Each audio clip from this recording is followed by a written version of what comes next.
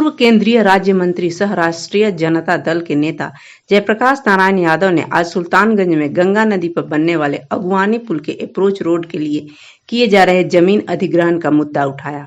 उन्होंने राज्य सरकार से मुआवजे की राशि प्रचलित सर्किल दर के आधार पर निर्धारित किए जाने की मांग की। साथ ही अप्रोच रोड की जमीन को अतिक्रमण मुक्त कराने के दौरान किसानों के फसल को पहुंचे नुकसान के लिए भी सरकार से मुआवजे की मांग की।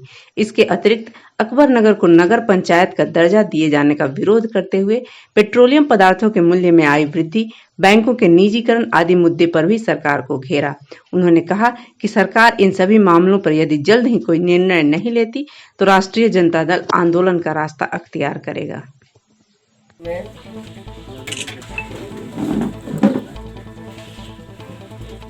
राष्ट्रीय जनता दल की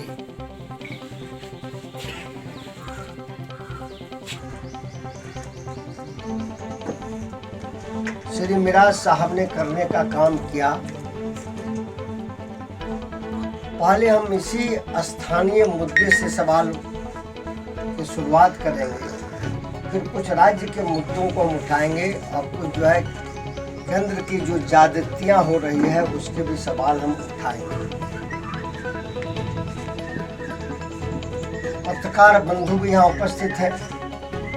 पथ निर्माण के लिए तिलकपुर में 21 एकड़ में लगी गेहूं की फसल जेसीबी मशीन से रौंद डाला गया।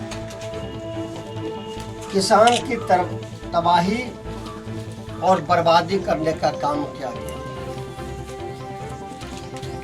एक ही रास्ता है। दिल्ली का किसान भी काला कानून वापसी का मांग कर रहे हैं और यहाँ का किसान कि अगवानी घाट में गंगा पर पुल बने,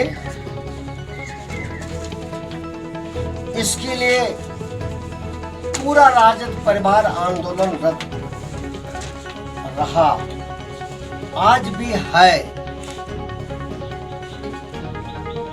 जमीन जाएगी,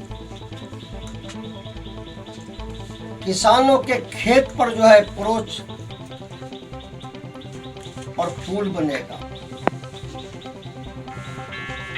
उसके लहलहाते फसल को मशीन के द्वारा रौंद करके जमींदोज कर दिया जाएगा। अभी भागलपुर के जिलाधिकारी से आपके सामने मेरी बात हुई। हमने कहा कि किसान सभी जो प्रभावित हैं, पीड़ित हैं, वो आए हुए हैं। अखबारों में भी न्यूज छपा है और किसानों को न्याय मिलना चाहिए।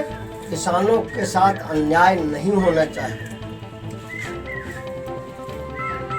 हम यह कहते हैं कि बनना चाहिए गंगा पर पुल, लेकिन क्या किसानों के कमर को तोड़ करके, उनके पेट के रोटी को छीन करके अन्नदाता के फसल